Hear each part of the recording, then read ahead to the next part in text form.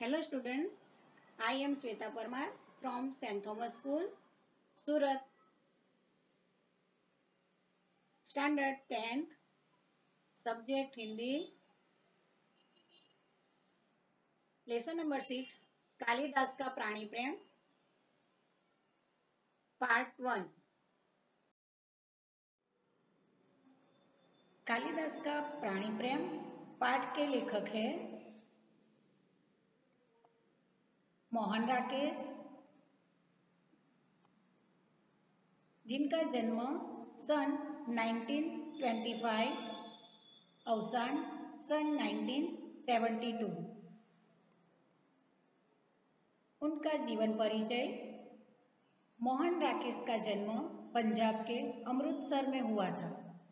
इनका असली नाम तो मदन मोहन गुललानी था। उनकी दादी ने मदन मोहन राकेश नाम रखा हुआ था। बाद में मोहन राकेश नाम स्थायी हुआ। मोहन राकेश हिंदी साहित्य के अच्छे नाट्यकार, उपन्यासकार और कहानीकार के रूप में अपना नाम अमर कर गए हैं। इन्होंने डायरी, संस्मरण, जीवनी, निबंध, पत्रकारिता तथा अनुवाद के क्षेत्र में भी ठोस योगदान दिया है। नाटक में आषाढ़ का एक दिन बहुत ही विख्यात और चर्चित नाटक रहा है कि यहाँ पे हम लोग देखते हैं कि मोहन राकेश जी ने बहुत सारे नाटक, उपन्यास, कहानी ये सब उन्होंने लिखे हैं। वो बहुत ही जाने माने लेखक कहे गए हैं। विद्यार्थी मित्रों, ये जो हमारा लेसन है कालिदास का प्राणी प्रेम, वो पाठ जो है वो एक नाटक के रूप में हमारे सामने प्रस्तुत हुआ है। इस नाटक में कालिदास जो है वो एक हरण के बच्चे से कितना प्यार करते हैं उनके बारे में यहाँ पे बताया गया है।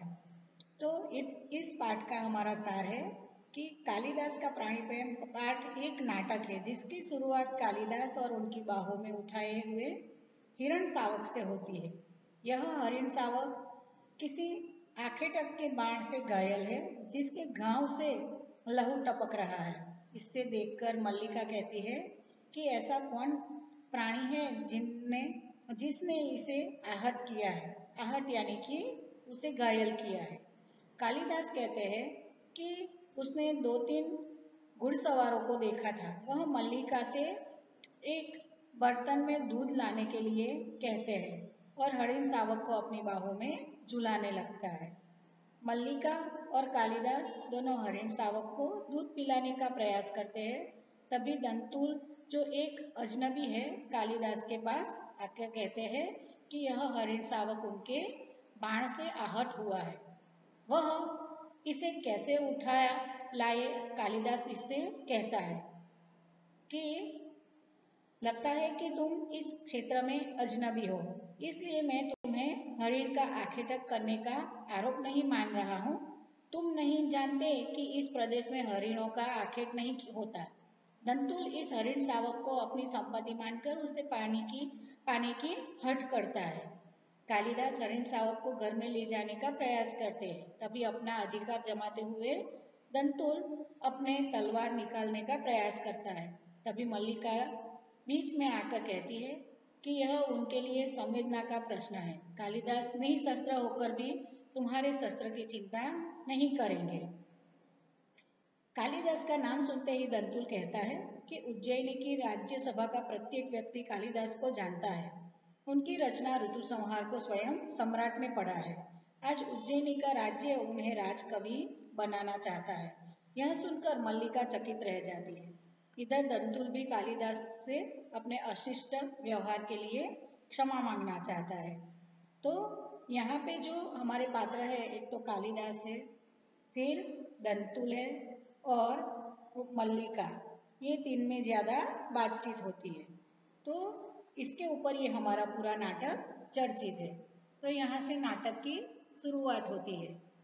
तो नाटक आधे अधूरे लहरों के राजहंस, आषाढ़ का एक दिन, एकांकी, अंडे के छिलके, बीच नाटक आईने के सामने एवं सारा आकाश आखिरी चट्टान तक उनकी गद्य रचनाएं हैं। यहाँ पर आषाढ़ का एक दिन से केवल एक अंश ही कालिदास का प्राणी प्रेम शीर्षक से प्रस्तुत किया है। नाटक के दो प्रमुख पात्र हैं, मल्लिका और कालिदास। कालिदास बाण से घायल हरिण शावक को बचा लेता है। नाट्यकार ने यह कहना चाहते हैं कि अगर हम प्राण दे नहीं सकते तो किसी का प्राण लेने का अधिकार भी हमें नहीं है। मारने वाले से बचाने वाला महान है। वस्तुतः दंतुल ने शिशु हरिण शावक को घायल कर दिया है, इसलिए इस प्रकार का व्यंग्य बाण लेखक उस पर ही चलाते हैं। अतः यहाँ पर जीवन दया की बात बताकर कालिदास का प्राणी प्रेम प्रकट किया है। पशु पक्षी हमारे मित्र है, अतः उनका हनन नहीं होना चाहिए, बराबर ना? क्योंकि हमें पशु पक्षियों को मारना नहीं चाहिए। हाँ, अगर उनको कुछ प्रॉब्लम है तो उनकी हमें मदद करनी चाहिए, पर उन्हें मारने का कोई हक नहीं है। पर्यावरण की रक्षा के लिए पशु पक्षियों का अनन्य महत्व है। मानव जीवन विकास में प्राणियों का बड़ा योगदान है। प्राणी मानव के साथी है, इसलिए हमें उनका रक्षण करना चाहिए। विद्यार्थी मित्रों, यहाँ से हमारा एकांकी शुरू होता है। कालिदास एक हरिण शावक को बाहों में लिए पुचकारता हुआ आता है। हरिण शावक के शरीर से लहू टपक रहा है, तो यहाँ से पर्दा हटता है, नाटक की शुरुआत होती है। तो कालिदास कहते हैं, हम जिएंगे हरिण शावक, जिएंगे, जिएंगे ना। एक बाण से आहत होकर हम प्राण नहीं देंगे। हमारा शरीर कोमल है तो क्या हुआ, हम पीड़ा सह कर सकते हैं। एक बाण प्राण ले सकता है तो उंगलियों का कोमल स्पर्श प्राण दे भी सकता है। हमें नए प्राण मिल जाएंगे। हम कोमल आस्तरण पर विश्राम करेंगे। आस्तरण यानी कि वो बिछाने का आसन पर, आस्तरण पर विश्राम करेंगे। हमारे अंगों पर दूध का लेप होगा। हम फिर वनस्थली में घूमेंगे, कोमल दूर्वा खाएंगे, खाएंगे ना। तो यहाँ पे मल्लिका अपने को सहज कर द्वार की ओर आती है।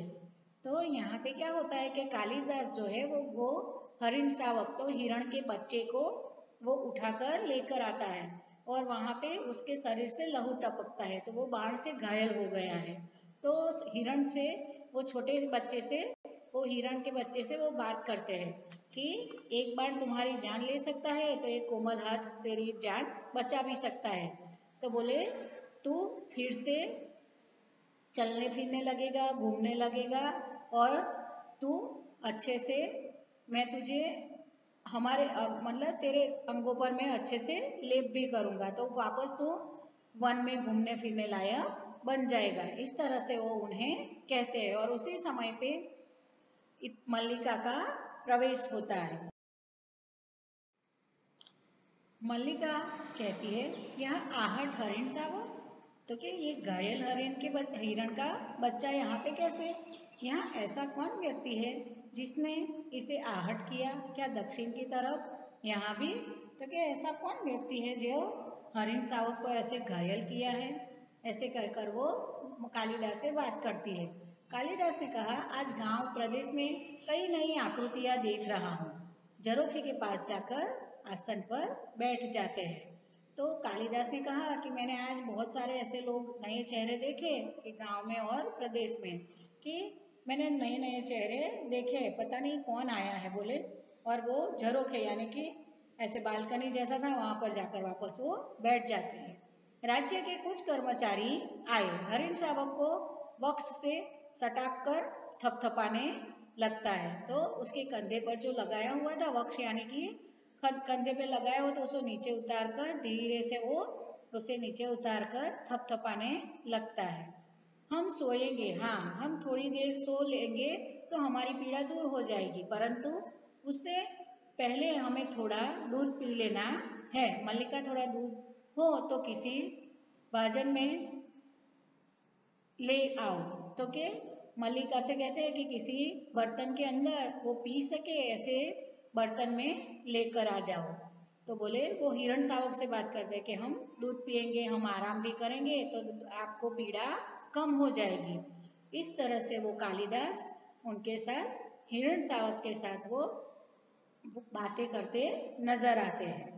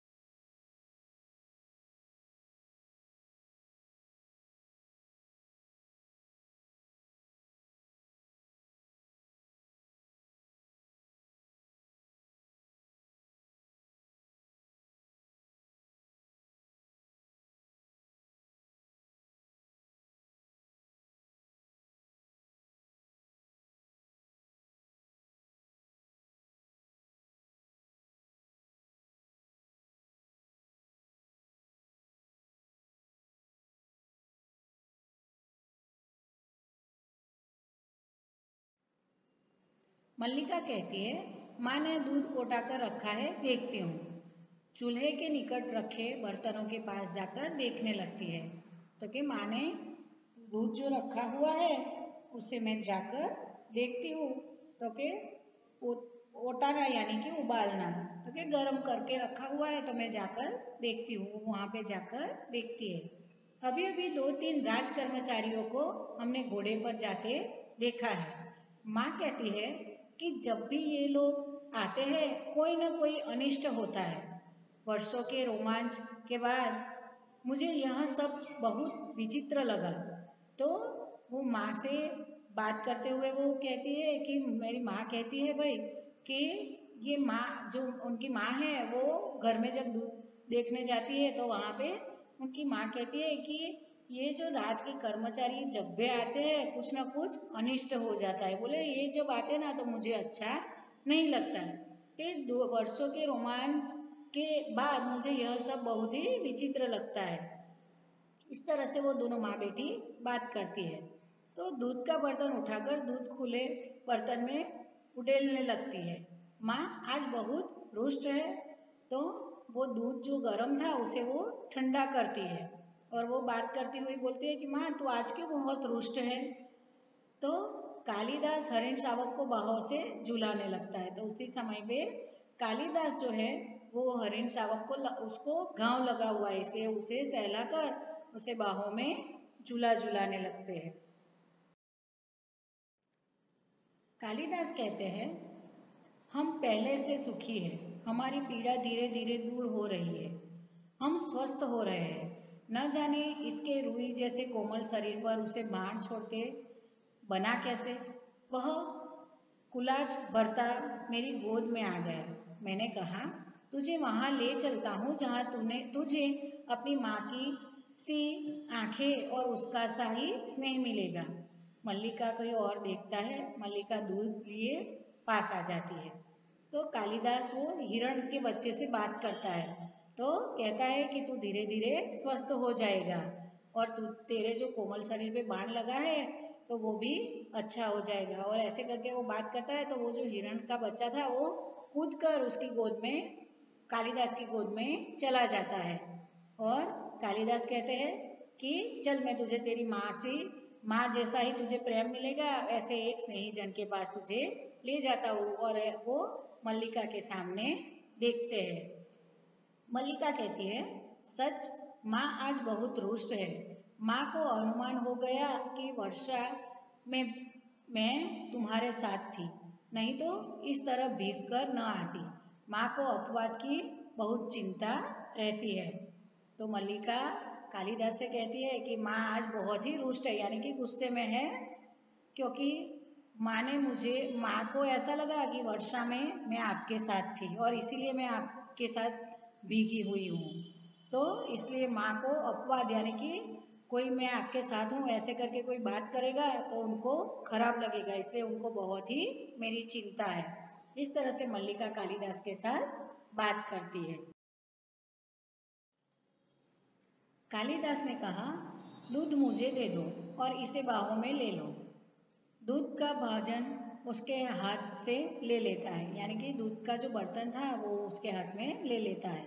मल्लिका हरिण शावक को बाहों में लेकर उसका मुंह दूध के निकट ले जाती है। कालिदास भाजन को उसके और निकट कर देता है।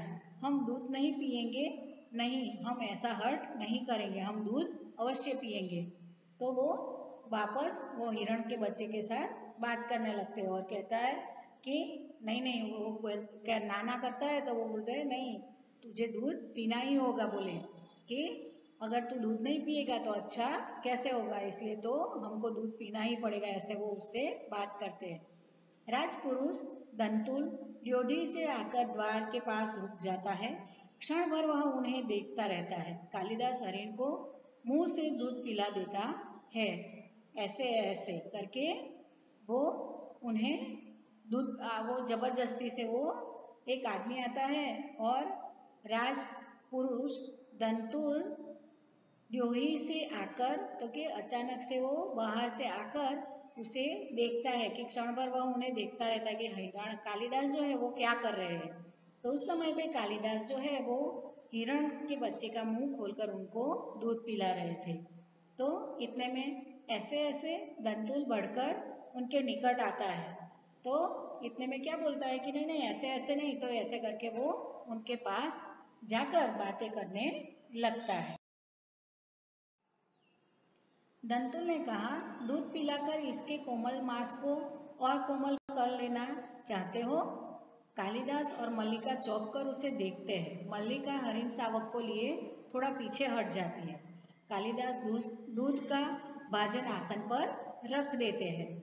तो अचानक से क्या हुआ कि वो दंतुल जो है उसका प्रवेश होता है। तो दंतुल क्या कहते हैं कि ये तो इतना कोमल तो है और दूध पिएगा तो और भी उसका मांस कोमल हो जाएगा, ऐसे वो घटिया बात करता है। तो यह इसकी बात सुनकर कालिदास और मल्लिका चौंक जाते हैं और मल्लिका जल्दी जल्दी हिरण शावक को लेकर पीछे हट जाती है।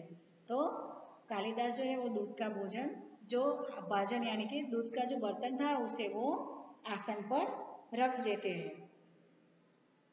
तो कालिदास ने कहा, जहां तक मैं जानता हूं हम लोग परिचित नहीं हैं। तुम्हारा एक परिचित घर में आने का साहस कि तुम्हारा अपरिचित घर में आने का साहस कैसे हुआ? दंतुल एक बार मल्लिका की ओर देखता है, फिर कालिदास की ओर। तो कालिदास ने अचानक से उस आदमी को देखा जो उसकी पहचान में भी नहीं थे। तो उन्होंने कहा कि आप ऐसे कैसे घर में आ गए? बोले आप तो अपरिचित हो, मैं तुम्हें पहचानता भी नहीं हूँ, तो आप इस घर में कैसे आ गए? इस तरह से उन्हें वो कहते हैं और दंतुल एक बार मल्लिका की ओर और फिर कालिदास की ओर देखने लगते हैं। दंतुल ने कहा, कैसी आकस्मिक बात है कि ऐसा ही प्रश्न मैं तुमसे पूछना चाहता था। हमारा कभी का परिचय नहीं, फिर भी मेरे बाण से आहत हरिण को उठा ले आने में तुम्हें संकोच नहीं हुआ?